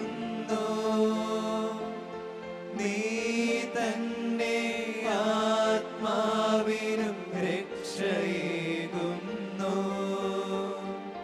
നീ തന്നെ ആത്മാവിനു രക്ഷയേകുന്നു. വലിയാഴ്ചയിലെ ഒരുക്കധ്യാനത്തിൻ്റെ 3-ാം ദിവസമാണ് നമ്മളിന്ന്, ചൊവ്വാഴ്ച ദിനം. ഏതൊരു ധ്യാനമായാലും ആ ധ്യാനത്തിൻ്റെ ഏറ്റവും പ്രധാനപ്പെട്ട ദിവസം കുമ്പസാരത്തിൻ്റെ ദിവസമാണെന്ന് പറയാറുണ്ട്. പലപ്പോഴും ധ്യാനത്തിന് ഏറ്റവും വിഷമം നേരിടുന്ന ദിവസവും ആ ദിവസം തന്നെയാണ്. കാരണം നമ്മുടെ പാപങ്ങളെപ്പറ്റി ഓർത്ത് കുമ്പസാരിക്കുവാൻ നമ്മൾ തയ്യാറെടുക്കുമ്പോൾ ഏതെങ്കിലും വിധത്തിൽ നമ്മളെ അതിൽ നിന്ന് പിന്തിരിപ്പിക്കുവാൻ തിന്മയുടെ ശക്തികൾ നമ്മുടെ ചുറ്റുപാട് ഉണ്ടെന്നുകൂടി നമ്മൾ ഓർക്കുക. അതുകൊണ്ട് തന്നെ ഒരു ദിവസവും അനുഭവപ്പെടാത്ത പ്രയാസങ്ങളും ശാരീരികമായ അസ്വസ്ഥതകളും ഏകാഗ്രതകൾ നഷ്ടപ്പെടുന്നതും താല്പര്യക്കുറവുകളൊക്കെ ഇന്നേ ദിവസം നമുക്ക് അനുഭവപ്പെട്ടെന്ന് വരാം. പക്ഷെ കർത്താവിൻ്റെ സന്നിധിയിലായിരിക്കുന്ന ഈ നിമിഷം അതെല്ലാം നമുക്ക് കർത്താവിൻ്റെ പക്കലേക്ക് കൊടുക്കാം. ഏറ്റവും ശ്രേഷ്ഠമായ ദിവസം ഇന്നാണ് ഞാൻ പറഞ്ഞത്. നമ്മുടെ പാവങ്ങളെപ്പറ്റി അനുതപിച്ച് കർത്താവിൻ്റെ സന്നിധിയിലേക്ക് മാപ്പ് പറഞ്ഞ് നമ്മൾ കടന്നു ചെല്ലുവാൻ ഒരുങ്ങുമ്പോൾ അതിലേറ്റവും ആനന്ദിക്കുന്ന കർത്താവായ ഈശോയാണ്. കാരണം അവിടുന്ന് ആഗ്രഹിക്കുന്നു തൻ്റെ പ്രിയപ്പെട്ട മക്കളെല്ലാവരും തൻ്റെ പക്കലേക്ക് വരണമെന്നാണ് അവിടുന്ന് ആഗ്രഹിക്കുന്നത്. യെശയ്യാ പ്രവാചകൻ്റെ പുസ്തകത്തിൽ നമ്മൾ ഇപ്രകാരം വായിക്കുന്നുണ്ടല്ലോ, ഇസ്രായേൽ ജനത്തിൻ്റെ തെറ്റുകളും കുറവുകളും കണ്ടപ്പോൾ മനസ്സും അടുത്തുപോയ കർത്താവ് അവരെ ശകാരിക്കുന്ന കാര്യം യെശയ്യായുടെ പുസ്തകം 1-ാം അധ്യായത്തിൽ നമ്മൾ വായിക്കുന്നുണ്ട്. കർത്താവ് പറയും, നിങ്ങളുടെ പ്രാർത്ഥനകളിൽ ഇനി ഞാൻ പ്രസാദിക്കുകയില്ല. നിങ്ങളുടെ ധൂപാർപ്പണങ്ങൾ ഇനി മുതൽ എനിക്ക് മ്ലേച്ഛവസ്തുവായിരിക്കും. നിങ്ങൾ പ്രാർത്ഥിക്കുവാൻ കരമുയർത്തുമ്പോൾ എൻ്റെ മുഖം ഞാൻ നിങ്ങളിൽ നിന്ന് തിരിച്ചു കളയും. പേടിപ്പെടുത്തുന്ന വചനങ്ങളാണത്. കഠിനമായി കർത്താവ് സംസാരിക്കുകയാണ്. പാപത്തോട് കർത്താവ് കാഠിന്യം കാണിക്കുമ്പോൾ പാപികളോട് കർത്താവ് ദയയോടുകൂടിയാണ് പെരുമാറുന്നത്. അവിടുത്തെ ദയ നമുക്ക് മനസ്സിലാക്കുവാൻ സാധിക്കും. യെശയ്യാ പ്രവാചകന്റെ പുസ്തകം 1-ാം അധ്യായത്തിൽ തന്നെ 18-ാമത്തെ തിരുവചനത്തിൽ കർത്താവ് പറയുകയാണ്, കർത്താവ് അരുളി ചെയ്യുന്നു, വരുവിൻ നമുക്ക് രമ്യതപ്പെടാം. നിങ്ങളുടെ പാപങ്ങൾ കടും ചുമപ്പാണെങ്കിലും അവ മഞ്ഞുപോലെ വെണ്മയുള്ളതായിത്തീരും. അവ രക്തവർണ്ണമെങ്കിലും കമ്പിളി പോലെ വെളുക്കും. അനുസരിക്കുവാൻ സന്നദ്ധമെങ്കിൽ നിങ്ങൾ ഐശ്വര്യം ആസ്വദിക്കും. അനുസരിക്കാതെ ധിക്കാരം തുടർന്നാൽ വാളിനിരയായിത്തീരും. കർത്താവ് അരുളി ചെയ്യുന്നു. പ്രിയമുള്ളവരെ, കർത്താവിൻ്റെ സന്നിധിയിൽ അനുഗ്രഹത്തിനും ആശ്വാസത്തിനും ഒഴിഞ്ഞു ചേരുമ്പോൾ കർത്താവിൻ്റെ വചനങ്ങൾ സ്വീകരിക്കാൻ നമുക്ക് തയ്യാറാകാം. കർത്താവായ ഈശോയെ, എഴുന്നള്ളി വരണമേ. ഞങ്ങൾ അങ്ങയുടെ സന്നിധിയിലാണ് നിൽക്കുന്നത്. അങ്ങയുടെ സാന്നിധ്യത്തെ ഞങ്ങൾ ഏറ്റുപറയുന്നു. പശ്ചാത്താപത്തിലേക്ക്, മാനസാന്തരത്തിലേക്ക് അങ്ങ് ഞങ്ങളെ നയിക്കണമേ. രമ്യതപ്പെടുവാനുള്ള ഒരു മനസ്സും ഹൃദയവും ഞങ്ങൾക്ക് തരണമേ. ഞങ്ങളിലുള്ള കടും ചുമപ്പായ രക്തവങ്കിലമായ പാപത്തെ ഞങ്ങളിൽ നിന്ന് എടുത്തു നീക്കുവാൻ അങ്ങ് തന്നെ ഞങ്ങളെ സഹായിക്കണമേ. അങ്ങയുടെ ആത്മാവിനെ ഞങ്ങളുടെ മേൽ വർഷിക്കണമേ. കർത്താവ്, ഞങ്ങളൊന്നു ചേർന്ന് അങ്ങയെ സ്തുതിച്ച് ആരാധിച്ച് പ്രാർത്ഥിക്കുമ്പോൾ ഈ പാപബോധം, പശ്ചാത്താപം അങ്ങ് ഞങ്ങളിൽ ജനിപ്പിക്കുമല്ലോ. നമുക്കൊരുമിച്ച് ചേർന്ന് പാടി കർത്താവിനോട് പ്രാർത്ഥിക്കാം.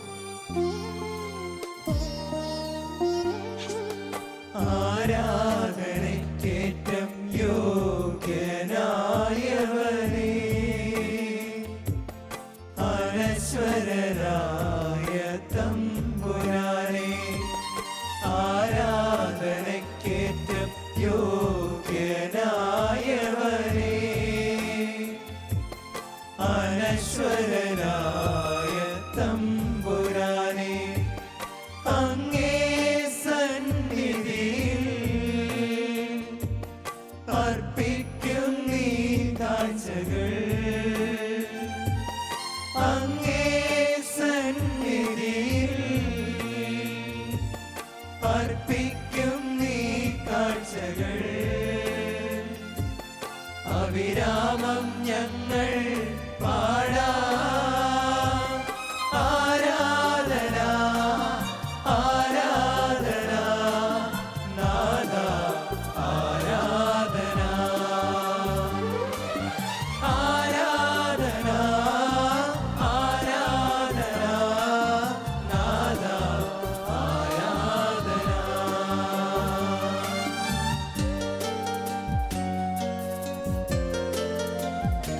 കർത്താവിൻ്റെ സന്നിധിയിൽ കരങ്ങൾ അവിടുത്തെ പക്കലേക്ക് നീട്ടിപ്പിടിച്ചുകൊണ്ട് നമുക്ക് പ്രാർത്ഥിക്കാം. കർത്താവെ, കരുണ ഞങ്ങളുടെ മേൽ വർഷിക്കണമേ, കൃപ ഞങ്ങളുടെ മേൽ ചൊരിയുമേ എന്ന് നമുക്ക് പറയാം. ഒരുമിച്ച് ചേർന്ന് നമുക്ക് പാടാം, പാടിക്കൊണ്ട് പ്രാർത്ഥിക്കാം.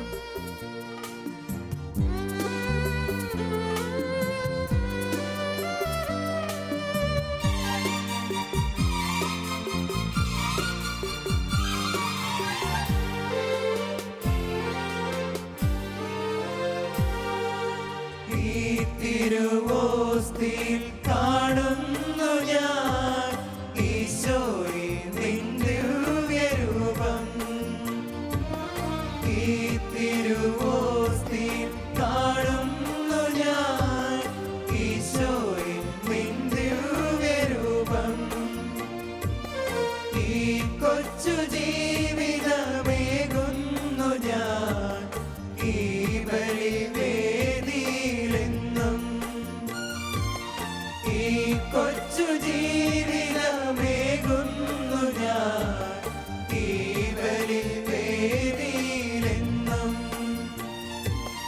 അതിമോദം ഞങ്ങൾ പാടാം ആരാധന, ആരാധന, നാദ ആരാധന, ആരാധന, ആരാധന, നാദ ആരാധന. കർത്താവായ ഈശോയെ, ഈ നിമിഷം ഞങ്ങൾ അങ്ങയുടെ സന്നിധിയിലായിരിക്കുമ്പോൾ അങ്ങയുടെ സന്നിധിയിൽ കടന്നു വരാനോ നിൽക്കുവാനുള്ള യോഗ്യത ഇല്ലാത്തവരാണ് ഞങ്ങൾ നേറ്റു പറയുന്നു. ഞങ്ങളുടെ ജീവിതത്തിലെ പാപങ്ങൾ ഞങ്ങൾ മനസ്സിലാക്കുന്നു. പലപ്പോഴായി പല വിധത്തിലൂടെ ഞങ്ങൾ ചെയ്തു പോയ ചെറുതും വലുതുമായ പാപങ്ങളെ ഓർത്ത് ഞങ്ങൾ പശ്ചാത്തപിക്കുന്നു. ഞങ്ങളുടെ തെറ്റുകളും ഞങ്ങളുടെ പാപങ്ങളും അങ്ങിലേൽപ്പിച്ച മുറിവുകളും ക്ഷതങ്ങളും ഞങ്ങൾ മനസ്സിലാക്കുന്നു. സുന്ദരമായ അങ്ങയുടെ മുഖം വികൃതമായെങ്കിൽ, നിർമ്മലമായ ശരീരത്തിൽ മുറിവുകളേറ്റെങ്കിൽ അത് ഞങ്ങളുടെ പാപങ്ങൾ കൊണ്ടും ഞങ്ങളുടേതായ പാളിച്ചകൾ കൊണ്ടും വന്നതാണെന്ന് ഞങ്ങൾ മനസ്സിലാക്കുന്നു. വേറോനിക്കയെ പോലെ അങ്ങയുടെ തിരുമുഖം തുടച്ചു തരുവാനും ശമയോനെ പോലെ ഞങ്ങളുടെ കുരിശുകൾ വഹിക്കുവാനും സന്നദ്ധരാണെന്ന് ഈ നിമിഷത്തെ ഞങ്ങൾ അറിയിച്ചു കൊള്ളട്ടെ. കർത്താവായ ഈശോയെ, അങ്ങയുടെ കരുണയുടെ കണ്ണുകൾ ഞങ്ങളുടെ നേരെ നീട്ടണമേ. അങ്ങയെ ഉപേക്ഷിച്ച പത്രോസിൻ്റെ പക്കലേക്ക് അങ്ങ് തിരിഞ്ഞു നോക്കി. പത്രോസിന് ആ നോട്ടം മനസ്സിലായി. പൊട്ടിക്കരഞ്ഞ് പശ്ചാത്തപിച്ചതുപോലെ അങ്ങ് ഞങ്ങളെ തിരിഞ്ഞു നോക്കുമ്പോൾ അത് ഞങ്ങളുടെ ജീവിതത്തിൽ വന്നുപോയ പാപങ്ങൾ കൊണ്ടും തെറ്റുകൾ കൊണ്ടും ഞങ്ങളങ്ങയെ ധിക്കരിച്ചതുകൊണ്ടാണെന്ന് മനസ്സിലാക്കി പൊട്ടിക്കരയുവാനുള്ള കൃപാവരം ഞങ്ങൾക്ക് തരണമേ. കർത്താവേ, ശിമിയോൻ്റെ വീട്ടിൽ അങ്ങായിരുന്നപ്പോൾ പാപിനിയായ സ്ത്രീ കടന്നു വന്ന് അങ്ങയുടെ പാദങ്ങളിൽ കണ്ണീരുകൊണ്ട് കഴുകിയതും അവിടെ തലമുടി കൊണ്ട് തുടച്ചതും തൈലം പൂശിയതും അങ്ങയുടെ പാദങ്ങളിൽ ചുംബിച്ചതെല്ലാം ഞങ്ങൾ ഓർക്കുകയാണ്. ഈ നിമിഷത്തിൽ പാപികളായ ഞങ്ങളും കടന്നു വന്ന് അങ്ങയുടെ പാദത്തിൽ വീണ് പൊട്ടിക്കരഞ്ഞ് ഞങ്ങളുടെ കണ്ണീരുകൾ കൊണ്ട് അങ്ങയുടെ പാദങ്ങൾ കഴുകുവാൻ ആഗ്രഹിക്കുകയാണ്. കർത്താവേ, ഞങ്ങളെ അങ്ങ് അനുവദിക്കണമേ. അതിനായിട്ട് അങ്ങ് ഞങ്ങളെ ശിക്ഷിക്കാതെ ഞങ്ങളുടെ തെറ്റുകളോട് ക്ഷമിക്കണമേ. കർത്താവേ, ഞങ്ങളുടെ തെറ്റുകൾ കാരണം മറ്റുള്ള ആരെയും അങ്ങ് വേദനിപ്പിക്കാതെ പ്രയാസപ്പെടുത്താതെ ഞങ്ങളോട് കരുണ കാണിച്ച് ഞങ്ങളുടെ തെറ്റുകൾക്ക് മാപ്പ് തരണമേ. കർത്താവേ, അങ്ങ് കരുണാമയനാണെന്ന് ഞങ്ങൾ ഏറ്റുപറയുന്നു. കാൽവരിയിൽ അങ്ങ് കുരിശിൽ മരിച്ചപ്പോൾ ഞങ്ങളുടെ ഓരോരുത്തരുടെയും പാപങ്ങളാണല്ലോ അങ്ങ് ഏറ്റെടുത്തത്. ഞങ്ങൾക്ക് വേണ്ടി നിഷ്കളങ്കനായ കാപട്യമില്ലാത്തവനായ അങ്ങ് കുരിശിലേറുകയായിരുന്നു. പത്രോസിയെ ഞങ്ങളെ ഓർമ്മപ്പെടുത്തുന്നുണ്ടല്ലോ, നിങ്ങൾ വിലയ്ക്ക് വാങ്ങപ്പെട്ടവരാണ്. നിങ്ങൾ സ്വർണമോ വെള്ളിയോ കൊടുത്തല്ല, കളങ്കമോ കുറവുകളോ ഇല്ലാത്ത യേശുക്രിസ്തുവിൻ്റെ രക്തം വിലയായി കൊടുത്ത് വാങ്ങപ്പെട്ടവരാണ്. കർത്താവെ, ഞങ്ങളെ വീണ്ടെടുക്കുവാൻ വേണ്ടി അങ്ങ് അങ്ങയെ തന്നെ വിൽക്കുകയായിരുന്നുവല്ലോ. പ്രിയമുള്ളവരെ, നമ്മുടെ തെറ്റുകളെ ഓർത്ത് നമുക്ക് പശ്ചാത്തപിക്കാം. ഹൃദയം കൊണ്ട് അവിടുത്തോട് പക്കൽ മാപ്പ് ചോദിക്കാം. ദൈവമേ, ഞങ്ങളുടെ മേൽ കരുണയായിരിക്കണമെന്ന് പറയാം. കർത്താവായ ഈശോയെ, കാൽവരിയിലെ അങ്ങയുടെ ശരീരത്തിൽ നിന്ന് ഒലിച്ചിറങ്ങിയ ആ ദിവ്യരക്തത്താൽ ഈ നിമിഷം ഞങ്ങളെ ഓരോരുത്തരെയും കഴുകണമേ. കാരുണ്യം ഞങ്ങളുടെ മേൽ കാണിക്കണമേ. ഞങ്ങളുടെ കുടുംബങ്ങളുടെ മേൽ അങ്ങ് കരുണയായിരിക്കണമേ. കർത്താവേ, അങ്ങയുടെ കാരുണ്യത്തിൻ്റെ കരങ്ങൾ ഞങ്ങളുടെ ഭവനങ്ങളുടെ മേലും ഞങ്ങളുടെ സ്ഥാപനങ്ങളുടെ മേലും ഞങ്ങളുടെ പ്രദേശത്തിൻ്റെ മേലും പതിക്കണമേ. ക്രൂശിത രൂപത്തിലേക്ക് നമുക്ക് ഈ നിമിഷം നോക്കാം. കുരിശിൽ കടന്നുകൊണ്ട് നമ്മളെ സ്നേഹിക്കുന്ന കർത്താവ്, തൻ്റെ സ്നേഹത്തേക്ക് നമ്മളെ മാടി വിളിക്കുന്നവൻ്റെ കാരുണ്യം അനുസ്മരിക്കാം. നമുക്ക് ഫ്രാൻസിസ് അസീസിയെ തൻ്റെ ശരീരവും തൻ്റെ കൈകളും കാലുകളും എല്ലാം കുരിശിതത്തോട് ചേർത്ത് വെച്ചപ്പോൾ കുരിശിലോട് ചേർത്ത് വെച്ചുകൊണ്ട് പറഞ്ഞു, മൈ ഗോഡ്, മൈ ഓൾ. എൻ്റെ ദൈവമേ, നീ എനിക്ക് സർവസ്വവും, നീ എനിക്കെല്ലാമാണ് നേറ്റു പറഞ്ഞപ്പോൾ കർത്താവേ, ഞങ്ങളുടെ കരങ്ങളെടുത്ത് അസിസി പുണ്യവാളിനെ വാരി പുണർന്നതുപോലെ ഞങ്ങളെയും അങ്ങ് വാരി പുണരണമേ. ആശ്വാസത്തിൻ്റെ, സൗഖ്യത്തിൻ്റെ, ബലപ്പെടുത്തലിൻ്റെ ആ ആശ്ലേഷം ഞങ്ങൾക്ക് തരണമേ. നമുക്ക് ഈ നിമിഷം ഈ ഗാനത്തോട് ചേർന്ന് കർത്താവിനോട് ഉള്ളു തുറന്ന് പ്രാർത്ഥിക്കാം.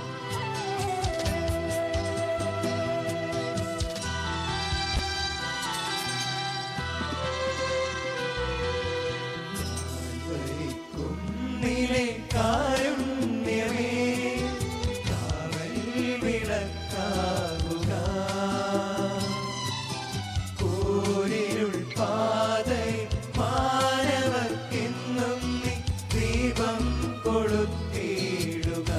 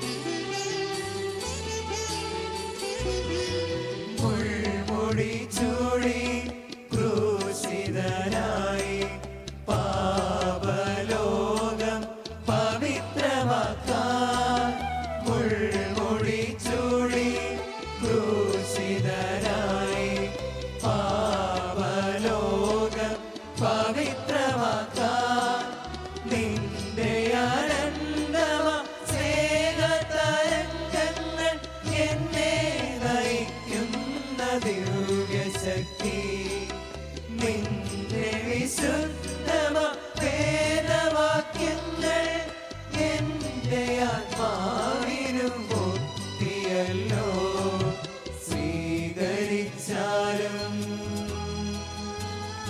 എന്നെ സ്വീകരിച്ചാലും കാൽവരി കുന്നിലെ കാരുണ്യമേ കാവൽ വിളക്കാവുക കൂരിരുൾ പാതയിൽ മാനവർക്കെന്നും നീ ദീപം കൊളുത്തിയിടുക മാർഗം തെളിച്ചിടുക. ഈശോയുടെ കുരിശിലെ മരണം അതുവഴിയാണ് പാപത്തിന് അടിമകളായി നമ്മൾ സ്വതന്ത്രരായത്. കർത്താവിൻ്റെ പക്കൽ ആയിരുന്നുകൊണ്ട് നമ്മുടെ പാപങ്ങളെ ഓർത്ത് നമുക്ക് പശ്ചാത്തപിക്കാം. കർത്താവിനോട് പറയാം, കർത്താവേ, ഞങ്ങൾ ചെയ്തു പോയ തെറ്റുകളെ ഓർത്ത് ഹൃദയം നുറുങ്ങി കരയുന്നു, മനസ്തപിക്കുന്നു. ഞങ്ങളുടെ മേൽ അങ്ങയുടെ കരുണ ചൊരിയണമേ. കർത്താവേ, പരിശുദ്ധ പിതാവും ഈ കരുണയുടെ വർഷത്തിൽ ഞങ്ങളോട് ആവശ്യപ്പെട്ടത് അങ്ങയോടും ഞങ്ങളുടെ സഹോദരങ്ങളോടും ഞങ്ങൾ രമ്യതപ്പെടണമെന്നാണല്ലോ. അനുരഞ്ജനത്തിൻ്റെ വലിയ കൂദാശ സ്വീകരിക്കാൻ ഞങ്ങൾ ഒരുങ്ങുമ്പോൾ കർത്താവേ, അങ്ങ് ഞങ്ങളെ ബലപ്പെടുത്തണമേ. ഞങ്ങളുടെ തെറ്റുകൾ എന്താണെന്ന് ഞങ്ങൾ മനസ്സിലാക്കി ആ തെറ്റുകളെല്ലാം ഓർത്ത് ഞങ്ങൾ പശ്ചാത്തപിച്ചു. ഞങ്ങൾ പ്രതിജ്ഞകൾ എടുത്തിട്ടുണ്ട്. കർത്താവേ, അങ്ങയുടെ പ്രതിപുരുഷന്മാരായ പുരോഹിതരുടെ മുമ്പിൽ ചെന്ന് അത് ഏറ്റുപറയാനുള്ള കൃപ ഞങ്ങൾക്ക് തരണമേ. ശരിയായിട്ടുള്ള പാപബോധവും കുറ്റബോധവും എല്ലാം ഞങ്ങൾക്ക് തന്നിരലേണമേ. പാപങ്ങളെ പറ്റിയുള്ള പശ്ചാത്താപം ഞങ്ങൾക്ക് തരണമേ. ഈ തെറ്റുകളിൽ വീണ്ടും വീഴാതിരിക്കുവാൻ ഞങ്ങളെ സഹായിക്കണമേ, ശക്തിപ്പെടുത്തണമേ. ആശ്വാസത്തിൻ്റെ കരങ്ങൾ ഞങ്ങളുടെ നേരെ നീട്ടണമേ. പശ്ചാത്താപത്തിൻ്റെ കൃപകൾ ഞങ്ങളുടെ മേലെ അങ്ങ് ചൊരിയണമേ. പുതിയ മനുഷ്യരായി ഞങ്ങളെ അങ്ങ് രൂപപ്പെടുത്തണമേ. ഞങ്ങളുടെ തെറ്റുകളും കുറവുകളും അങ്ങ് ഓർത്തിരിക്കാതെ അതെല്ലാം ആഴിയുടെ ആഴങ്ങളിലേക്ക് അങ്ങ് വലിച്ചെറിയുമെന്ന് മിക്ക പ്രവാചകങ്ങളിലൂടെ പറഞ്ഞ വചനങ്ങൾ ഞങ്ങൾ ഓർക്കുകയാണ്. കർത്താവ്, ഞങ്ങളെ ഭാരപ്പെടുത്തുന്ന എല്ലാ പാപങ്ങളും ഞങ്ങളിൽ നിന്ന് എടുത്തു നീക്കി ഞങ്ങളെ സ്വതന്ത്രരാക്കണമേ, പുതിയ സൃഷ്ടികളാക്കി തീർക്കണമേ. കർത്താവ്, അതിനായി ഞങ്ങൾ ഞങ്ങളെ തന്നെ പൂർണ്ണമായി സമർപ്പിക്കുന്നു. കർത്താവ്, അങ്ങയുടെ സന്നിധിയിൽ നിൽക്കുമ്പോൾ പാപത്തോട് മല്ലടിച്ച് ജയിച്ച എല്ലാ വിശുദ്ധരെയും ഞങ്ങൾ ഓർക്കുകയാണ്. പാപത്തിൻ്റെ വ്യത്യസ്തമായ സാഹചര്യങ്ങളെല്ലാം ഉണ്ടായിരുന്നിട്ടും അതിനെല്ലാം എതിരായി പ്രവർത്തിച്ചവരെ ഞങ്ങൾ ഓർക്കുകയാണ്. അവരുടെ എല്ലാ മാധ്യസ്ഥം ഞങ്ങൾ ഈ നിമിഷത്തെ തേടുകയാണ്. പുതിയ വ്യക്തികളായി പുതിയ സൃഷ്ടികളായി തീരുവാൻ ഞങ്ങളെ സഹായിക്കണമേ. ഞങ്ങളുടെ മനസ്സിനെ നവീകരിക്കുവാൻ, ഞങ്ങളുടെ മേൽ തന്നെ വിജയം നേടുവാൻ അങ്ങയുടെ കൃപ ഞങ്ങൾക്ക് തന്നിരലേണമേ. ഞങ്ങളുടെ ശരീരത്തെ അങ്ങേക്ക് നവമായ കാഴ്ചകൾ അർപ്പിക്കുവാൻ ഞങ്ങളെ പ്രാപ്തരാക്കണമേ. അങ്ങയുടെ പരിശുദ്ധാത്മാവിനെ ഞങ്ങളുടെ മേൽ വർഷിക്കണമേ. പരിശുദ്ധാത്മാവ് ദൈവമേ, ഈ നിമിഷം ഞങ്ങളുടെ മേൽ എഴുന്നള്ളി വരണമേ. അങ്ങയുടെ വരങ്ങൾ കൊണ്ടും ദാനങ്ങൾ കൊണ്ടും ഞങ്ങളെ നിറയ്ക്കുന്നതിനോടൊപ്പം പുതിയ സൃഷ്ടികളാക്കി ഞങ്ങളെ രൂപപ്പെടുത്തണമേ. ഞങ്ങൾ ഓരോരുത്തരും നിരന്തരം അങ്ങയാൽ നയിക്കപ്പെടുവാനുള്ള കൃപാവരം ഞങ്ങൾക്ക് തരണമേ. ഞങ്ങൾ മേലിൽ അങ്ങയെ വേദനിപ്പിക്കുന്നവരാകാതെ, അങ്ങയെ ദുഃഖിപ്പിക്കുന്നവരാകാതെ, അങ്ങേക്ക് സന്തോഷം പകരുന്നവരായി ജീവിക്കാൻ കൃപയിരളണമേ. പരിശുദ്ധ അമ്മയെ, അങ്ങ് പ്രത്യക്ഷപ്പെട്ട എല്ലാ വേളകളിലും പാപത്തെപ്പറ്റി പശ്ചാത്തപിക്കണമെന്നും പാപത്തിന് പരിഹാരം ചെയ്യണമെന്നുമാണല്ലോ അങ്ങ് നിരന്തരം ആവശ്യപ്പെട്ടത്. ഞങ്ങളുടെ ഓരോ പാപവും അങ്ങയുടെ പ്രിയപുത്രനെ വേദനിപ്പിക്കുന്നവയാണെന്ന് ഞങ്ങൾ മനസ്സിലാക്കുന്നു. പാപത്തോട് ഞങ്ങൾ വിട പറയണമെന്ന് അങ്ങ് ആഗ്രഹിക്കുമ്പോൾ ഞങ്ങൾക്കായി പ്രാർത്ഥിക്കുമല്ലോ. കർത്താവായ ഈശോയെ, ഒരിക്കൽ കൂടി അങ്ങയുടെ കരുണയ്ക്കും കൃപയ്ക്കും വേണ്ടി ഞങ്ങൾ പ്രാർത്ഥിക്കുകയാണ്. ദിവസത്തിൽ അങ്ങയുടെ കാരുണ്യം പ്രകാശമായി, ആശ്വാസമായി, ശക്തിയായി ഞങ്ങളെ കടന്നു വരുവാൻ ഈ നിമിഷം ഇടയാക്കണമേ. ഒരിക്കൽ കൂടി നമുക്ക് ഈശോയുടെ പക്കൽ നമ്മുടെ കരങ്ങൾ കോപ്പാം. ഈശോയുടെ പക്കൽ നമുക്ക് കുമ്പിട്ട് അവിടുത്തെ ആരാധിക്കാം. എല്ലാ പാപങ്ങളും ഏറ്റുപറയാൻ കൃപ തരണമേ എന്ന് പറയാം. കർത്താവേ, കരുണയായിരിക്കണമേ എന്ന് നിലവിളിച്ച് പ്രാർത്ഥിക്കാം. നമുക്ക് കരുണാമയനെ കാവൽ വിളക്ക് എന്ന ഗാനം പാടുമ്പോൾ നമുക്കും അതിനോട് ഉള്ളി ചേർന്ന് പ്രാർത്ഥിക്കുകയും ശരിയായ അനുതാപം തന്ന് നമ്മളെ അനുഗ്രഹിക്കണമെന്ന് പറയുകയും ചെയ്യാം. കരുണാമയനേ കാവൽ വിളക്കേ കനിവിൻ നാളമേ, കരുണാമയനേ കാവൽ വിളക്കേ കനിവിൻ നാളമേ, അശരണരാകും ഞങ്ങളെയെല്ലാം അങ്ങിൽ ചേർക്കണേ, അഭയം നൽകണേ. കരുണാമയനേ കാവൽ വിളക്കേ കനിവിൻ നാളമേ.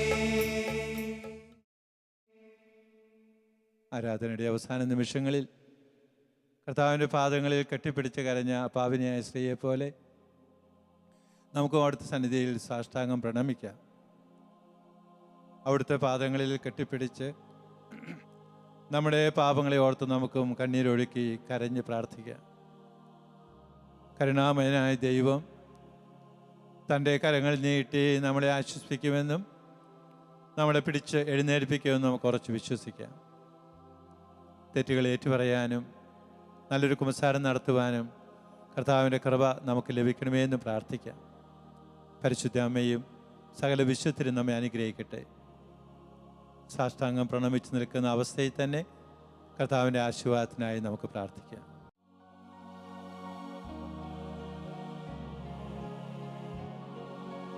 സ്വർഗ്ഗത്തിൽ നിന്നാഗതമാ ജീവൻ നൽകുമൊരപ്പം നീ, മർത്യനു മുക്തി പകർന്നരുളും നിത്യമഹോന്നതമപ്പം നീ, മാനവരേ മോദമോടെ നാഥനെ വാഴ്ത്തി പാടിടുവിൻ, ദൈവത്തിൻ പരിപാവനമാ സന്നിധി ചേർന്നു വണങ്ങിടുവിൻ, സന്നിധി ചേർന്നു വണങ്ങിടുവിൻ.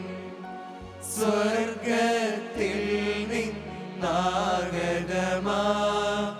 ജീവൻ നൽകുമൊരപ്പം നീ, മർത്യനു മുക്തി പകർന്നരുളും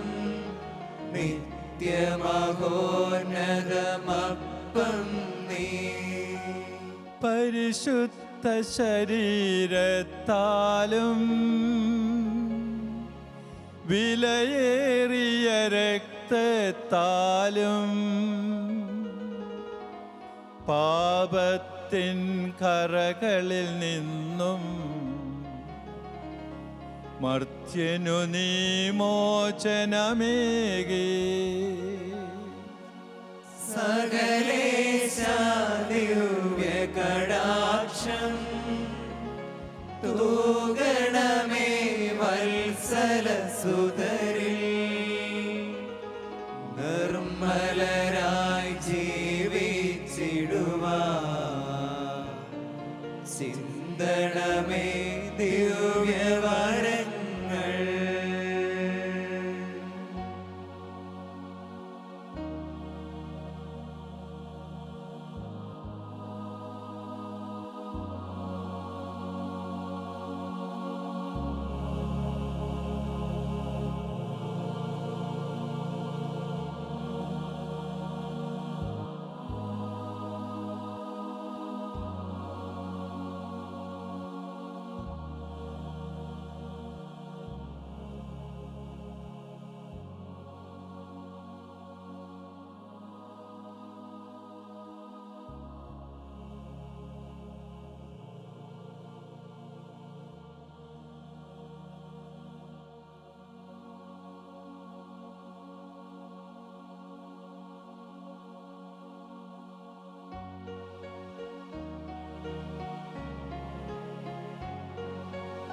ദൈവത്തെ വാഴ്ത്തിടുവിൻ, ദൈവനാമം വാഴ്ത്തിടുവിൻ. ദൈവവും മനുജനുമാ മിശിഹാനാഥനെ വാഴ്ത്തിടുവിൻ. മിശിഹാതൻ പൂജിതമാ തിരുനാമം വാഴ്ത്തിടുവിൻ. സ്നേഹത്തിൻ ഉറവിടമാ തിരുഹൃദയം വാഴ്ത്തിടുവിൻ. പീഠത്തിൽ വാണരുളും മിശിഹായെ വാഴ്ത്തിടുവിൻ. രക്ഷകനാം മിശിഹാതൻ ദിവ്യനിടം വാഴ്ത്തിടുവിൻ. വരനിരയാൽ ഒളിവിതറും ദൈവാത്മാവിനെ വാഴ്ത്തിടുവിൻ. ദൈവത്തിൻ മാതാവ കന്യാമേരിയെ വാഴ്ത്തിടുവിൻ. മറിയത്തിൻ നിർമ്മലമാ ഉത്ഭവം വാഴ്ത്തിടുവിൻ. സ്വർഗാരോപിത മാതാവിൻ തിരുനാമം വാഴ്ത്തിടുവിൻ. നിർമ്മലയാം കന്യകതൻ വല്ലഭനെ വാഴ്ത്തിടുവിൻ. സിദ്ധരിലും ദൂതരിലും ദൈവത്തെ വാഴ്ത്തിടുവിൻ. ദൈവത്തെ വാഴ്ത്തിടുവിൻ. ദൈവനാമം വാഴ്ത്തിടുവിൻ. ദൈവവും മനുജനുമാ മിശിഹാനാഥനെ വാഴ്ത്തിടുവിൻ. മിശിഹാനാഥനെ വാഴ്ത്തിടുവിൻ.